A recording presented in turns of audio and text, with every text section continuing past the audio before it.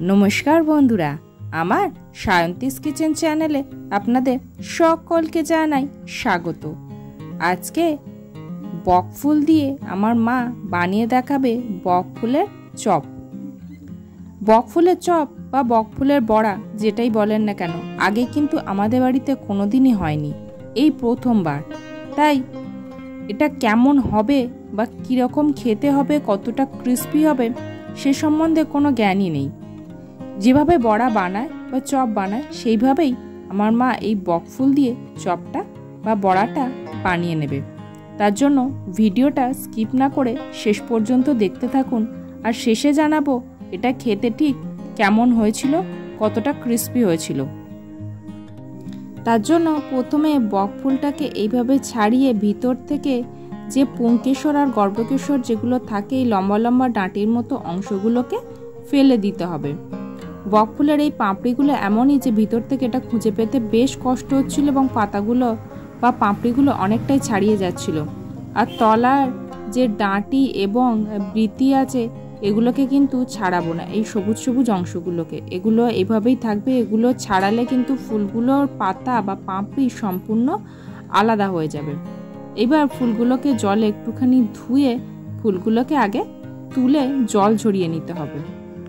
এখানে 9 থেকে 10টা মোটামুটি ফুল ছিল।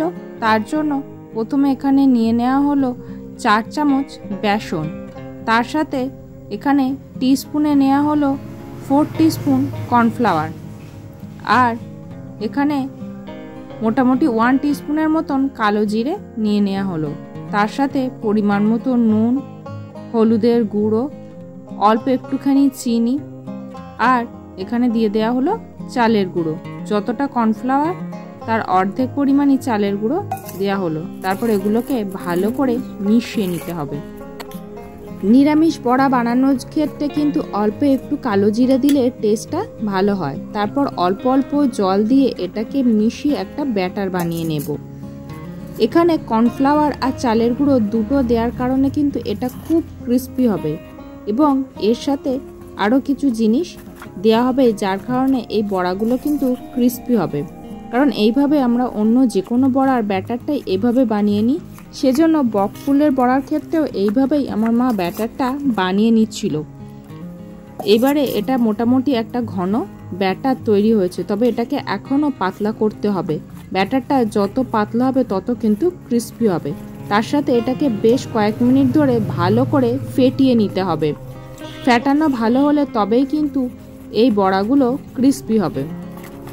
এটা মোটামুটি পাতলা হয়ে গেছে। এবার এর ভিতরে দিয়ে দেব অল্প একটু লঙ্কা বাটা। এখানে শুকনো লঙ্কা বেটে ব্যবহার করা হয়েছে, কারণ এই বড়াগুলো ঝাল হলে খেতে বেশি ভালো লাগে, সেই জন্য। তারপরে শুকনো লঙ্কাটা এর সাথে একটুখানি মিশিয়ে নেওয়ার পর এইবার এর ভিতরে দিয়ে দেব একটুখানি গুঁড়ো লঙ্কা। এই লঙ্কার গুঁড়ো দিলে একটা খুব সুন্দর কালার আসবে বলে এই লঙ্কার গুঁড়োটা দিয়ে দেয়া হলো। এটাকে বেশ আগে কিছুক্ষণ ফেটিয়েছি, আরও কয়েক মিনিট ফেটিয়ে নেব যতক্ষণ না এর ভিতর থেকে বাবলস আসে। যখন এর ভিতর থেকে এরকম বাবলস তৈরি হবে তখনই বুঝবেন এটা কিন্তু পারফেক্টভাবে রেডি হয়ে গেছে। এবার দেখুন এটা ফেটাতে এর ভিতর থেকে কি সুন্দর এরকম বাবলস উঠে আসছে।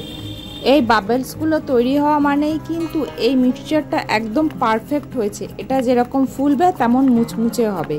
এইবারেই এর ভিতরে দিয়ে দেব 1 চিমটে খাওয়ার সোডা। খাওয়ার সোডাটা একদম শেষেই দিতে হয়, দিয়ে জাস্ট মিশিয়ে নিতে হবে। এবার অনেকের বাড়িতেই অনেক সময়তেই এই খাওয়ার সোডা থাকে না। মিক্সচারটা দেখে নিয়েছেন, ঠিক এই রকম কিন্তু পাতলা হবে। এবার কড়াইতে রিফাইন তেল দিয়ে দিতে হবে।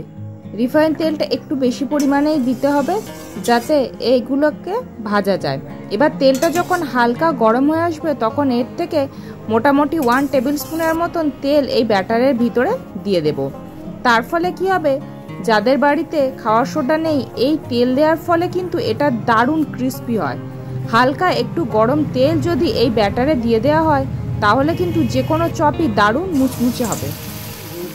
এই কিছু টিপস ফলো করে যদি বড়া বা চপ বানানো যায় সেটা দারুণ ক্রিস্পি হয়।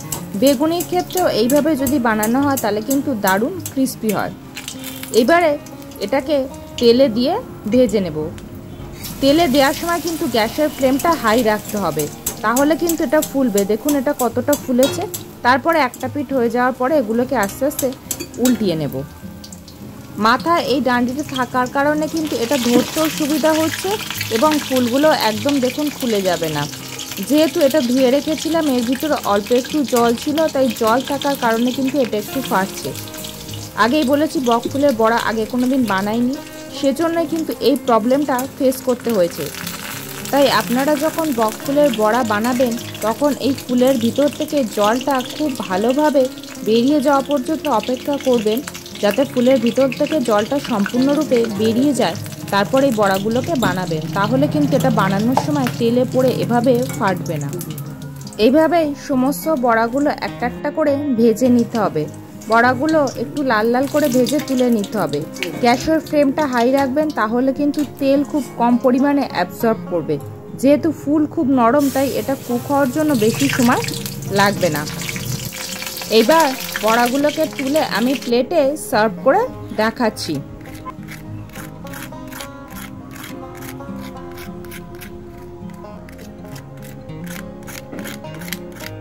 এবার দেখুন এটা কতটা সুন্দর ফুলেছে এবং কত সুন্দর ক্রিস্পি হয়েছে। বক ফুলের বড়াটা কিন্তু খেতে দুর্দান্ত হয়েছিল। তবে আমার এই রেসিপিটা আপনাদের কেমন লাগলো অবশ্যই কমেন্ট করে জানান। ভিডিওটা ভালো লাগলে একটা লাইক করুন, পরিবার, বন্ধুবান্ধব, আত্মীয় স্বজনের সাথে এটি শেয়ার করুন।